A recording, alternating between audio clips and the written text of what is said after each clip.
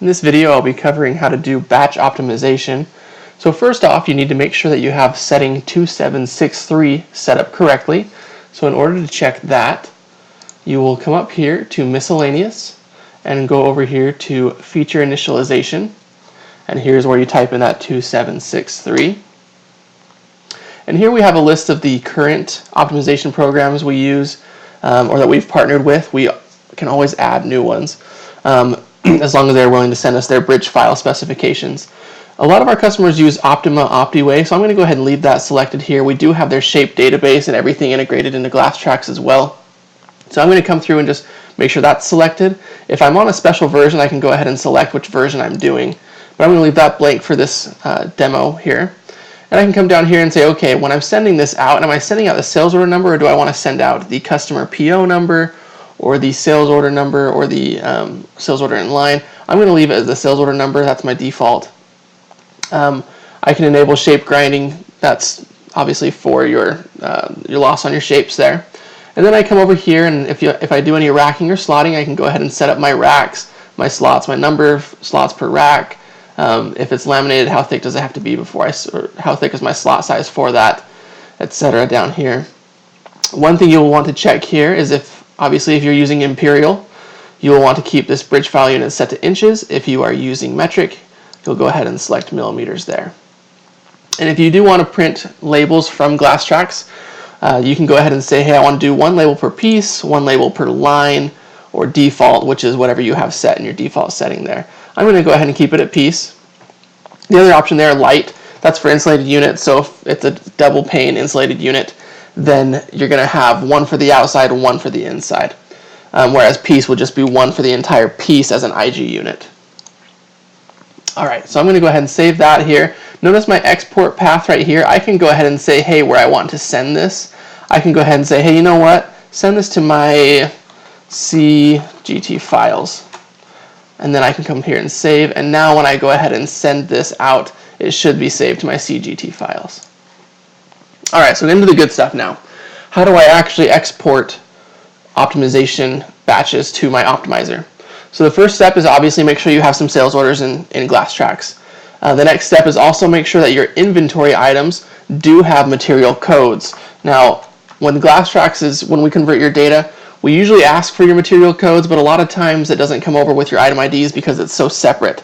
But here I've got my material code. Now my item ID is 1/4 CLR. My optimization code is 14C. So this is what Optima calls my quarter clear glass, and this is what I call my quarter clear glass in GlassTrax. So basically when I send this out to Optima, it's going to read this part right here and say, okay, now I know what I'm cutting. So make sure you have something specific set there. Obviously, if it's quarter clear tempered, it should have the same material code right there as well. So once you've got orders in with items that have a material code in there, you come to sales, and you go to, my personal favorite is process batches 4. You can do any of these batches here. Process batches 4 just has more information. So I like to use that one the most. In fact, most of our customers use this one. But as I pull this screen in here, you'll see there's a lot of data in here like I mentioned. I'm going to go ahead and click on this down arrow right here, and I can set any filters I'd like in here. I can come in here and say, hey, you know what, if it's been batched, I don't want to see it. I need everything that's supposed to be shipped out before tomorrow. Let's do a future date here. Let's just do 01/01/17. That's what we'll do. 2017. And then I can come in here and say, hey, this is last year orders. So this is going to be everything before the 1st of 2017. I can pin that. And now I'm good to go. So notice I gave that a name up here. So now when I come back, that's part of my filters here. I've saved these other filters, and now my last year is in here as well. When I've got that set, I hit this N button for new. It's going to go ahead and say, do you want to list the sales order that fill this filter? I say, yep. And it's going to bring in, there's only 3. Perfect. So what I can do here now is I can right click and include all if I want. I can just double click on the lines I want to do. We'll just do those 2, for example. Now if it had a shape, which none of these do, the shape would appear right here. Notice the material, this is 3/8 inch glass.